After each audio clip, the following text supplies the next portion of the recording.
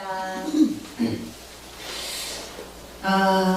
오늘 말씀의 제목을 이렇게 정하면서 이 대림절의 시기에 제법 잘 어울리는 듯한 말씀의 제목을 정했다고 생각하고 혼자 뿌듯했습니다. 근데 사실 이거는 제가 스스로 정한 게 혼자 생각해낸 게 아니라 시몬 베이유라는 사람의 동명의 책에서 따온 이름입니다.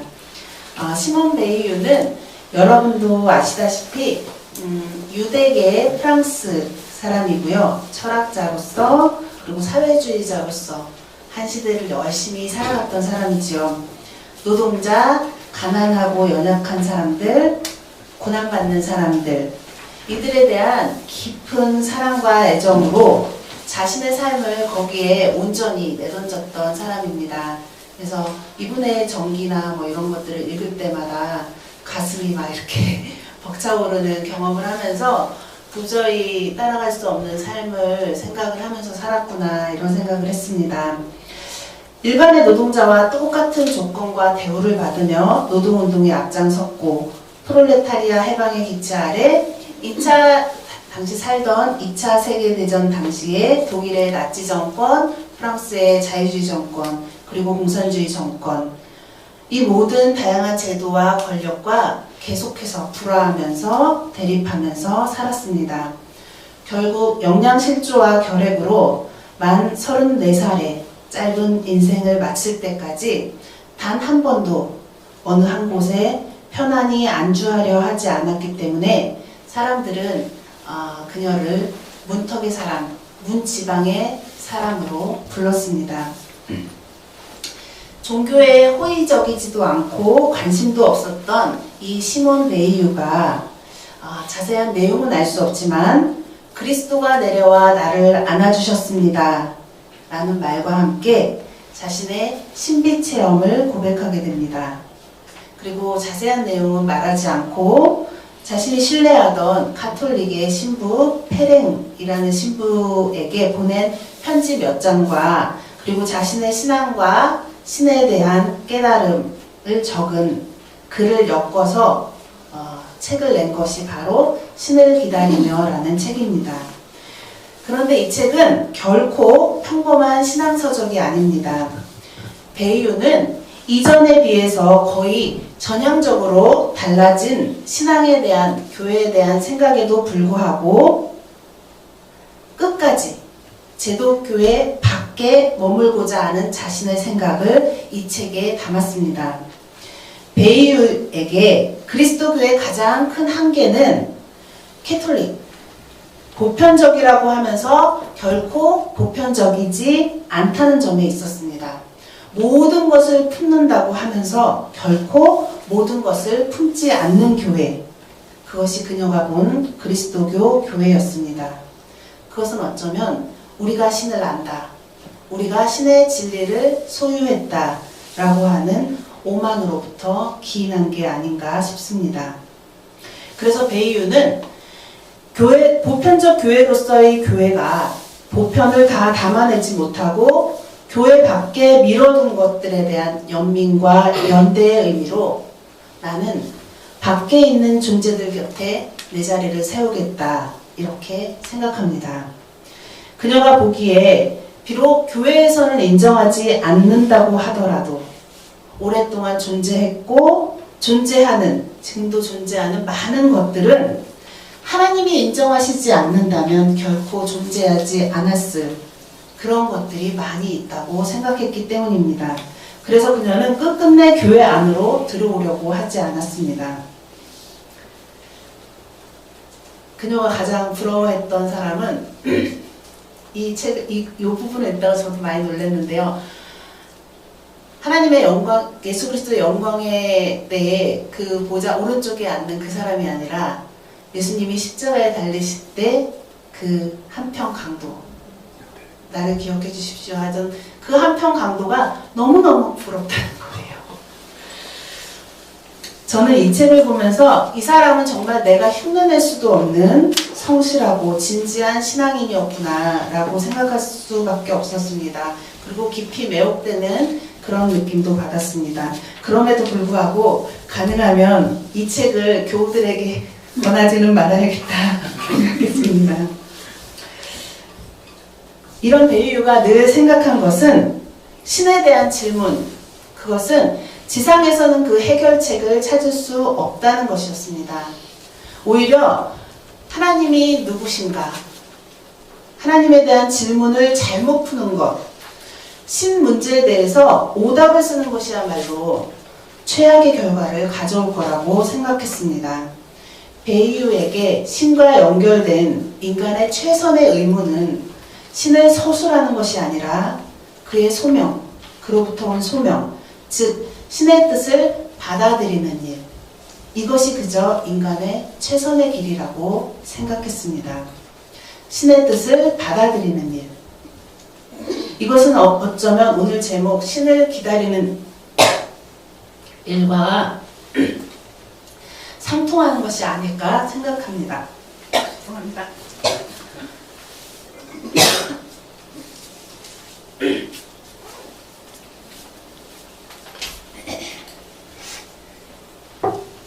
겨울이라 실내가 건조하지요. 신을 받아들이는 일, 신의 뜻을 받아들이는 일, 이것은 어쩌면 신을 기다리는 일과 상통하는 게 아닐까 이렇게 생각했는데요. 신을 완벽하게 정의하고 그 진리를 온전히 소유하는 일은 어차피 불가능한 일이기에 우리에게 신앙이란 어쩌면 계속해서 신의 뜻을 묻고 기다리고 받아들이고 묻고 기다리고 받아들이고 이런 형태가 되어야 하지 않을까 싶습니다. 그리고 이것이 시몬 베이유를 비롯한 많은 신실한 신앙인들이 살아갔던 방식이 아닐까 생각합니다.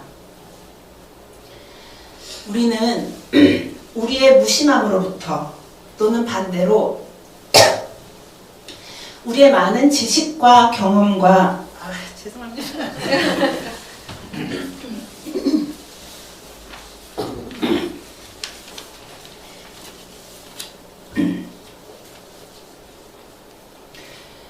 우리의 무심함으로부터 그리고 반대로 우리의 경험, 우리의 많은 지식, 이념, 확신, 편견, 습관에 빠져서 정작 중요한 무언가를 간과하게 될 때가 많이 있습니다. 우리 생각과 계획에 빠져 있을 때 중요한 어떤 음성을 놓치게 되죠. 저는 그런 경우가 되게 많은데 제가 뭔가를 집중하면은 저희 남편이 옆에서 뭐라고 해도 안 들리거든요. 나중에 화를 내요. 사악하게 집중하고 있다고. 근데 우리 사실은 대부분 그렇죠. 우리 자신에게 집중하는 경우 남들에게는 어쩌면 사악하게 되는 경우도 있는 것 같아요. 중요한 어떤 다른 순간들, 음성들을 놓치게 되죠. 오늘 구약과 신약 본문에도 두 명의 사람이 등장합니다. 두 사람은 모두 신과의 만남, 특별한 신탁 앞에 서 있습니다. 한 사람은 아하스, 남유다의 아하스 왕이고 다른 한 사람은 요셉입니다. 이 두 사람은 700년에서 800년 정도의 시간 차이를 가지고 있지만 거의 동일한 하나의 신탁을 듣습니다. 보라 처녀가 잉태하여 아들을 낳을 것이니 그 이름을 임마누엘이라고 하리라.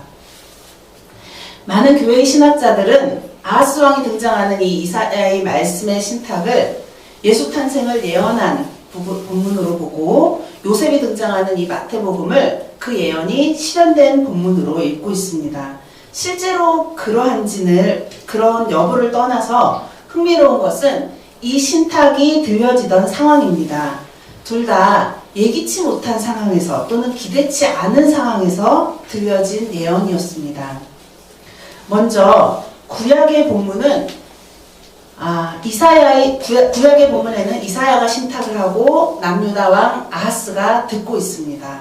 당시 아하스가 이 남유다를 다스리던 시기는 BC 740년쯤인데요. 이때 주변은 아수르라는 큰 제국이 등장해서 주변의 크고 작은 나라들을 다 정복하고 힘을 과시하고 있을 때였습니다.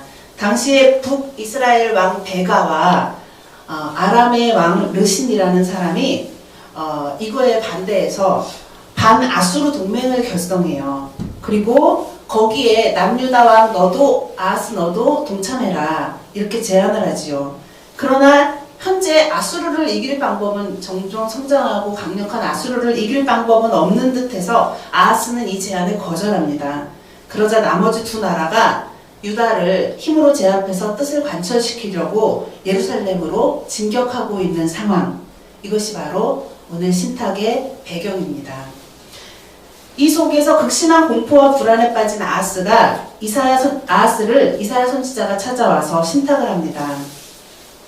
오늘 본문이 있는 바로 그 앞 본문에 나오는데요. 두 나라의 동맹과 그들이 유다에 대해서 갖고 있는 계획은 서지 못하고 이루어지지 못하리라. 그러므로 굳게 믿어 굳게 서라. 이것이 신탁의 핵심이었습니다. 그러나 이미 자신의 계획이 굳게 이미 있었던 아하스 왕은 이 말을 무시하고 정치적인 줄타기를 하지요. 아수르에게 도움을 청하고 스스로 그 속국이 되기로 결심합니다. 오늘의 본문은 바로 이 아하스를 이사야 선지자가 다시 설득하는 장면입니다. 차라리 하나님께 징조를 보여달라고 하십시오. 즉 말해서 징조라도 보고 하나님을 믿어봐라 이 말이지요. 그런데 아하스 왕이 하는 말이 참 가관입니다. 아닙니다. 저는 징조를 구하지도 않고 주님을 시험하지도 않겠습니다. 문맥만 떼어놓고 보면 이 대답은 엄청 신실한 사람의 대답 같죠. 저는 주님을 시험하지 않겠습니다. 근데 우리가 다 짐작하듯이 이 말의 뒷면에는 나는 이미 다 작전을 짰으니 그리고 이 계획 이상의 계획은 나올 것 같지 않으니 이제 와서 나를 흔들지 마십시오. 라는 말의 의미가 담겨져 있지요. 보이지 않는 하나님의 계획을 기다리는 것보다 눈에 보이는 확실한 힘, 아수르에게 기대겠다라는 그런 의지의 표현이었습니다. 사실 객관적으로 볼 때 어쩌면 아하스 왕의 생각이 합리적일 수 있습니다. 우리 수년 전에 경험했지만 이명박 님께서 그 시장이었을 때 뭐 서울시를 하나님께 봉헌한다 그래갖고 한번 난리가 났었죠. 만약에 아하스 왕이 이 모든 어떤 정치적 계략을 떠나서 하나님만 믿고 기다려 보겠습니다라고 했다면 어쩌면 이 아하스는 사람들 눈에는 믿음직한 믿을만한 책임 있는 정치 지도자가 아니었을지도 모르겠습니다. 어쨌든 선지자 이사야는 아하스를 설득하지 못했지만 다윗 왕조를 향해서 다시 한번 예언을 계속하지요. 언제까지 하나님을 시험할 거냐. 하나님께서 친히 다윗 왕실에 한 징조를 보여주실 텐데 바로 처녀가 잉태하여 아들을 낳을 것이고 그의 이름을 임마누엘이라고 하리라. 그 아들이 장성하여서 옳고 그름을 분별할 때쯤 되면 두 나라는 망할 것이고 남유다 너희 역시 아수르에 의해서 고난을 당할 것이다. 이것이 바로 오늘 신탁의 핵심입니다.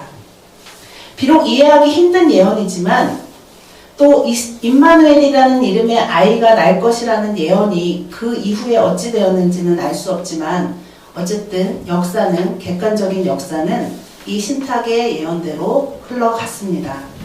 그리고 아주 오랜 시간이 지났을 때 다시 이 구약의 예언을 상기시키는 그런 사건이 지금 일어나고 있었습니다. 바로 신약 본문에 있는 천사의 신탁을 듣는 요셉의 이야기지요.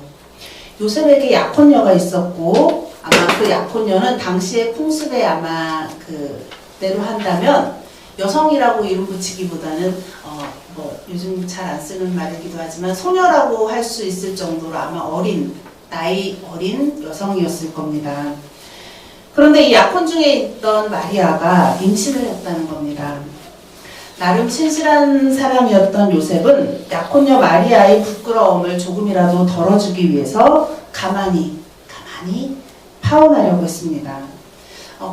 어떻게 보면 한편으로는 굉장히 사력 있고 인격적인 그런 행동처럼 보이지만 동시에 아마 이 요셉의 마음속에는 이 복잡한 일에 얽혀들고 싶지 않은 그래서 가만히 빠져나가고 싶은 그런 마음도 있었던 거 아닐까 생각도 들었습니다.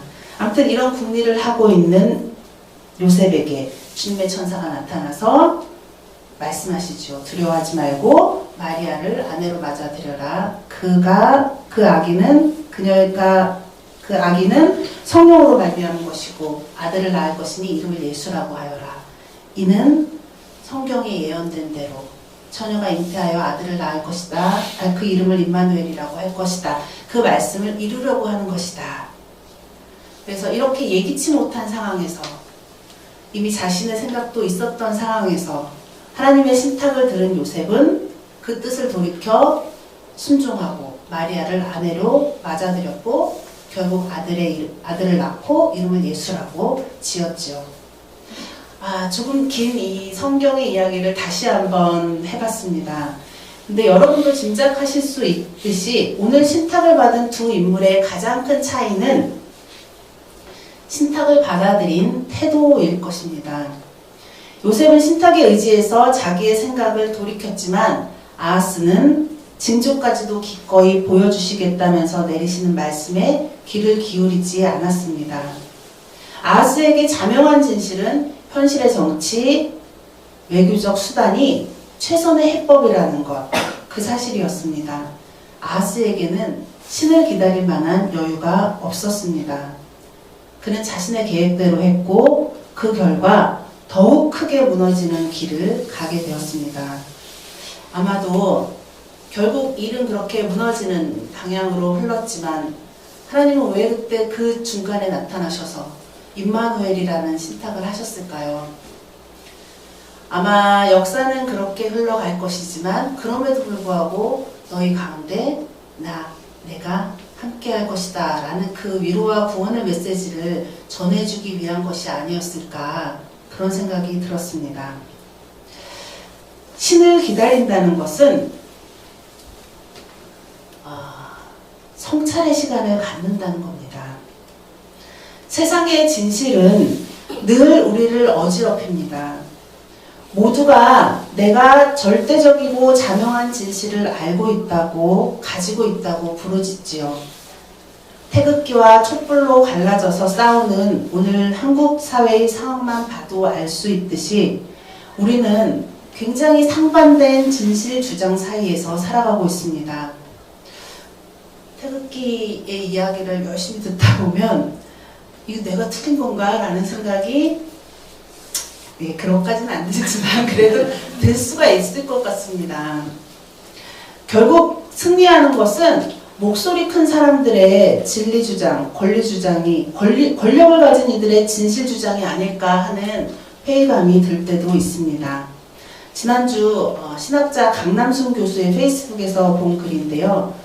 이런 가운데 서로가 진실 주장을 하고 있는 이 혼란한 가운데 그러면 우리가 할 수 있는 일이란 뭘까? 누가 정말 옳은지 객관적인 자의 자리에서 그것을 판단하는 일일까? 강남순 교수는 말하기를 어쩌면 우리가 진짜 할 수 있는 일은 이런 상황 가운데 우리가 할 수 있는 일은 어떤 진리 주장에 함께 할 것인가? 내가 어디에 설 것인가? 그 선택을 하는 일, 그것이 아닐까 말했습니다. 그 선택은 그리고 오롯이 자기의 몫이기 때문에 더욱더 열심히 비판과 성찰, 사유가 필요한 것이 아닐까 이렇게 우리에게 이야기합니다.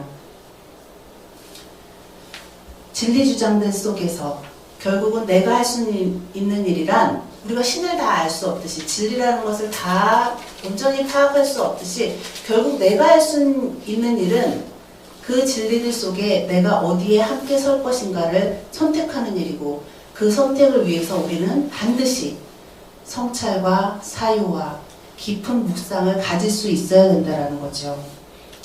신앙의 언어로 신을 기다린다는 것은 단순히 수동적인 행위가 아닙니다. 내 생각과 내 계획으로 가득 찬 우리 안에 균열을 내는 일이기 때문입니다. 다른 차원, 다른 존재의 개입을 기다리면서 자신을 비워야 하는 일이기 때문에 수동적으로 그냥 이렇게 하면서 될 수 있는 일이 아니지요. 우리의 결단이 필요한 일입니다. 어쩌면 우리의 기도라는 것도 이 성찰과 사유의 작업, 즉 신이 개입하실 순간을 마련하는 작업이 아닐까 싶습니다. 신의 개입을 구하고 기다리면서 그 뜻에 자기를 맡길 준비를 하는 것, 이것이 신앙인들의 기도일 것입니다. 이런 성찰의 결과로, 기도의 결과로 세워지는 진리에 신앙인들은 이제 그 성패를 떠나, 유불리를 떠나 자신의 실존을 걸어야 합니다. 이것이 신앙입니다. 안정과 승리라는 보장이 없더라도 실패와 의심의 불안을 외면하지 않고 한 발짝 더 나아가는 것, 그 진리를 향해서 아마도 성서의 많은 증인들과 우리가 보아왔던 신실한 신앙인들의 힘이라는 게 바로 여기에 있지 않았나 싶습니다. 기억해야 할 것은 하나님은 기다리는 자에게 오십니다. 그런데 그 오심은 어쩌면 우리가 기대치 못한 방식으로 이루어질 수 있습니다. 오늘 성경 말씀에 예수 탄생 이야기에서 여러분들도 그러셨나 모르겠는데 가장 눈에 띄는 것, 어쩌면 마음에 조금 계속해서 걸리는 것은 아마 동정녀 탄생의 이야기가 실제로 예수 탄생 이야기에서 늘 관심과 이런 논쟁의 대상이 되어 왔던 것은 동정녀 탄생의 이야기였습니다. 구약의 히브리어 원문이 이 동정녀라는 표현을 그냥 젊은 여인을 뜻하는 알마라는 단어를 사용했습니다. 근데 신약이 구약의 히브리어 원문을 따르지 않고 그리스어 번역본을 따라서 남자와 관계를 갖지 않은 처녀, 동정녀라는 이름의 의미의 파르테노스라는 단어를 굳이 사용해서 신약에서 사용합니다. 이건 아마도 예수 탄생의 특별함과 초자연성을 강조하기 위한 것일 겁니다. 그러나 사실 이것은 모두가 기대하는 바를 따른 것에 불과합니다. 왜냐하면 위대한 탄생에는 특별함이 있어야 한다. 우리는 모두 그런 기대를 하고 있죠. 아마 성경 역시 이 기자들 역시 그 유혹을 벗어나기 힘들었던 거 아닐까 싶습니다. 위대한 탄생에는 특별함이 있어야 한다. 근데 사실 이 기록이 많은 사람들을 힘들게 하기도 했죠. 동정녀 탄생으로 인해서 이 이야기가 들어감으로 인해서 성경을 어떻게 믿을 수 있겠어 라고 생각하는 사람들이 고래로 있어 왔고 많은 여성들에게는 이게 뭔가 불편하고 억압적인 어떤 본문으로 사용되기도 했습니다. 이 특별함은 정작 그런데 평범한 아기로 오신 그리스도를 주목하지 못하게 방해해 왔습니다. 신이 인간 아기로 오신 사건, 그 안에는 하나님의 우리 인간 안에 신성과 인성이 고르게 있었음을 강조하기 위해서 나온 본문인데도 불구하고 신성과 인성 사이의 균형을 깨버리는 그런 결과를 낳았죠. 그래서 마커스 보그와 크로산이라는 신학자는 이렇게 말합니다. 중요한 것은 그 태어날 아기의 신학이지 그 어머니의 생물학이 아니다. 재밌죠? 저만 재밌었네. 구약의 창조 이야기라는 것이 누가 창조의 순간부터 따라다니면서 이렇게 막 보고 기록하고 쓴 것이 아니듯이 예수님의 탄생 이야기 역시 누군가 이야기의 탄생부터 막 쫓아다니면서 시간대별로 기록한 연대기가 아니지요. 예수님의 탄생 이야기는 예수님이 십자가에서 비참하게 돌아가시고 그 돌아가신 예수님을 경험한 사람들, 그리고 부활하셨지만 다시 오시겠다는 약속이 더디어지고 있는 현실을 살아가는 사람들이 예수 탄생의 이야기를 다시 되새기고 있는 겁니다. 그들이 왜 다시 예수 탄생의 이야기를 되새기고 있는 걸까요? 탄생의 이야기를 통해서 도대체 무엇을 우리에게 전달하고 싶은 걸까요? 그것은 오로지 인간 예수에게서 중요한 장면. 신약의 기자들이 예수 사건을 다 경험하고 나서 굳이 예수 탄생의 이야기를 우리에게 들려주기 시작한 것은 오로지 인간 예수에게서 신이 자신을 드러내셨다. 이 한 가지 사건을 말하기 위함입니다. 오로지 이것을 전달하기 위한 메시지. 보통의 인간의 형상으로 오신 하나님, 평범함 속에 들어있는 신적인 메시지. 그것을 우리에게 환기시키고자 이 탄생의 이야기를 적은 것입니다. 삶을 시시하게 여기는 것이 가장 반신비적인 것이다. 요즘 수요일마다 여러분께서 공부하고 계시는 도로테 줄레의 신비와 저항에 나오는 글입니다. 삶을 시시하게 여기는 것이 가장 반신비적인 것이다. 마찬가지로 삶을 시시하게 여기는 것이 가장 반신앙적인 일입니다.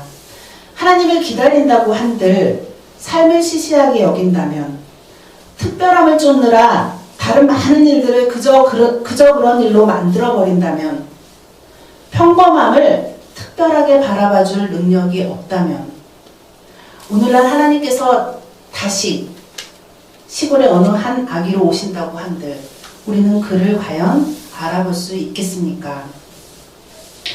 존귀하신 새민족 교우 여러분, 12월이 이제 열흘도 남지 않았습니다.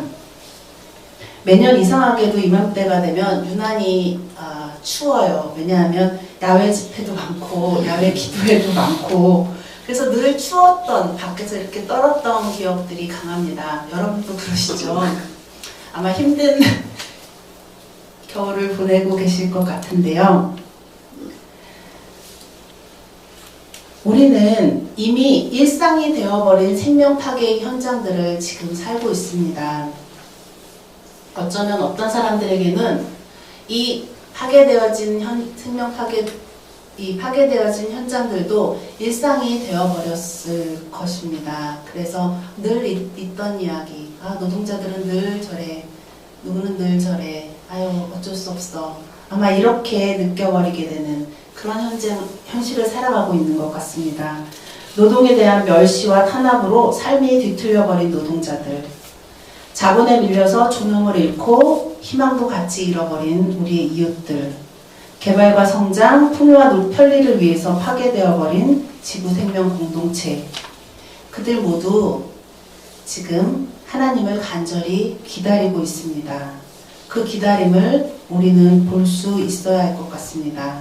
그저 늘상 있어왔던 일이라고, 보기에 괴롭다고, 방법이 없다고 외면해버린다면 우리는 그 안에 계시되는 하나님의 메시지를 놓치게 됩니다.